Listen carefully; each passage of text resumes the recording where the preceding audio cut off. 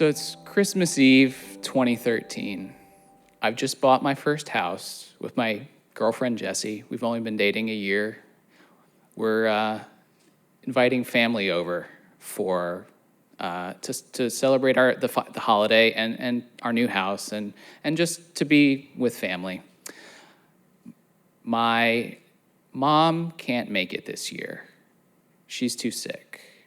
She has this mysterious illness, this chronic illness that nobody seems to be able to figure out, but she can't make the car ride. My dad tells me he's going to arrive a few hours early. He has some news for me. They figured out what's wrong with her, he says, and he just gets straight to it. She has Huntington's disease. It's a degenerative brain disease. It's fatal. There's no cure. And so I'm reeling at this point. It's devastating to hear. And then I get the knockout punch. You and your brother have a 50-50 chance of inheriting it as well. It's hereditary. I put on a brave face. I think we both do. We try to keep that stoic, masculine, brave face thing going on. But I run upstairs afterwards, and I talk to Jessie. And through tears in my eyes, I try to explain what I've just learned. And she's shocked, bewildered, has no idea what to say. She asks if we want to cancel dinner and just kind of process what we're going through. And I say no. I think I want to be with family tonight. I was probably an awful host that night. My brain was totally somewhere else. But I was really glad that everybody still came, and it was a good dinner. I knew right away that I wanted to get tested to find out if I had the HD gene. I was 27 years old, just bought this house, got a serious girlfriend, trying to figure out what's going to go happen in my life. And, I just needed to know. I needed to have this information to just plan my life, to know what to do. And so a couple months later, I found myself in the waiting room at the genetic counselor's office. My head was in the clouds, worrying. And Jessie is very perceptive. She notices the genetic counselor walk by a couple of times with a very, very disturbed look on her face. She looked like someone who was about to give some bad news. And she was. She gave it to me straight there, and I practically ran out of the room. I couldn't be around people. I had to get out of there.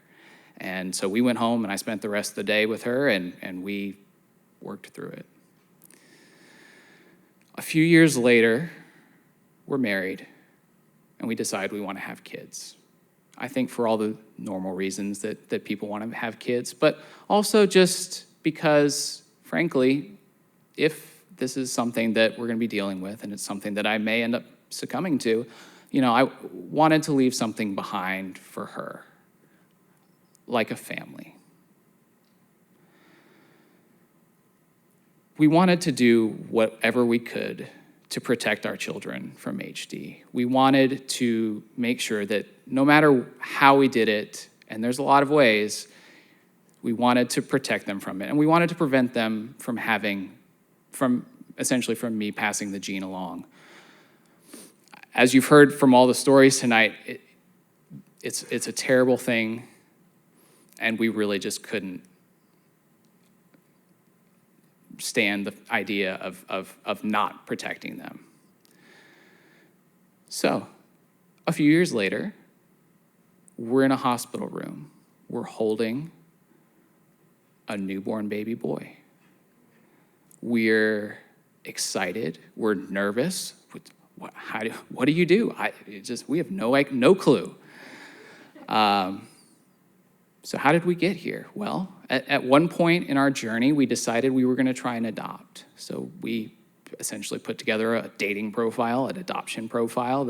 An expectant mother picked us. We texted with her for months. We got the call that she was in labor. We were in the delivery room with her. She asked if we wanted to cut the cord. We were like, I guess so, sure. So we cut the cord, and there we were, Mobile, Alabama, holding this newborn baby boy. And a nurse walks in and she says, the birth mother would like to spend some time with him. And we said, sure, of course. And then we never saw him again. She'd hidden the pregnancy from her family. And when they found out, they decided to come to the hospital straight away, and they fought very hard to keep the baby. And they convinced her to hang on to him and to make him part of their family. And of course, we don't begrudge her that. I mean, we obviously wish the best for her, but we were just very disappointed. We were devastated. I remember driving back from the hospital to my in-laws' house and just kind of crying, just sitting there thinking, how, the years that we'd been trying, and for us to get so close and have this just snatched away from us felt just cosmically unfair. I mean, what else had we tried? We started off with IVF. With IVF, they can screen out HD positive embryos and only implant the HD negative ones. So it was, unfortunately, we weren't a good candidate for that, and it was too expensive to pay for it out of pocket, so we moved on. We tried a sperm donor. The only thing that ever came of that was we had a nice chemical pregnancy, a couple of positive pregnancy tests, and that was that.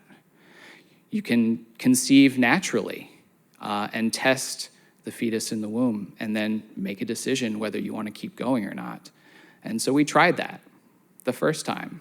We did the CVS test to learn the baby's status, and it caused a miscarriage. The second time, it was successful. The test worked. We found out, but we found out some bad news, the worst news. It was HD, and we decided that we'd come so far, and it was agonizing and difficult and painful, but we decided that we did not want to bring a child into the world that had the gene. So after all this, we decided to give it one more shot. We're sitting in the ultrasound, the very first wellness visit, and the tech looks it over to us and smiles and just very, very happy and says, guess what? You're having twins. And I feel this pit start forming in my stomach. My whole body just goes rigid. I look over and I see tears in Jesse's eyes. I mean, we're sitting there trying to figure out, okay, how does this work? Can we really go through with stopping 2 gene-positive pregnancies? What happens with if there's one of each? How does that work? I have no idea. What happens if they're both negative? I mean, even in the best of scenarios, now we're taking care of 2 twins. That's pretty terrifying.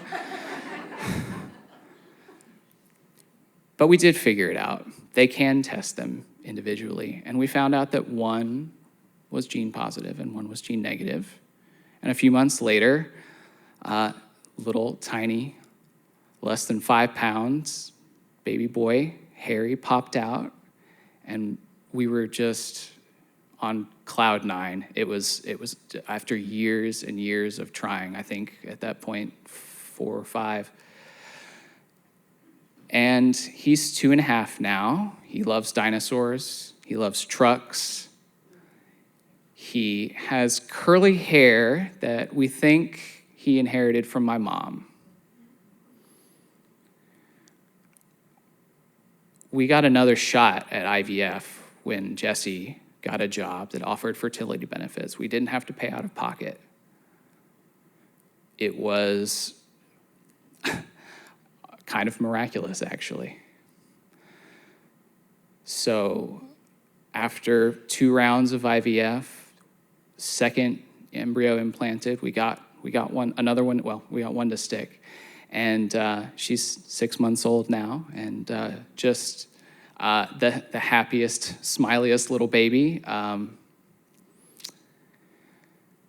One story that sticks out to me is last year for Mother's Day, we got the opportunity to visit my mother.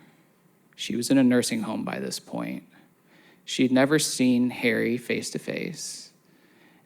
And we got the opportunity to introduce them, and we got the opportunity to tell her that our daughter, she was, Jessie was pregnant at the time, was going to be named after her. She was going to have the same middle name. And my mom just, the expressions and of joy on her face, I will never forget.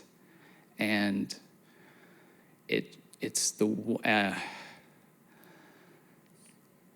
unfortunately, a few weeks later, my mother passed away. It almost felt like she was waiting a little bit for that opportunity to meet her two grandchildren. And it's a moment I simply will never forget.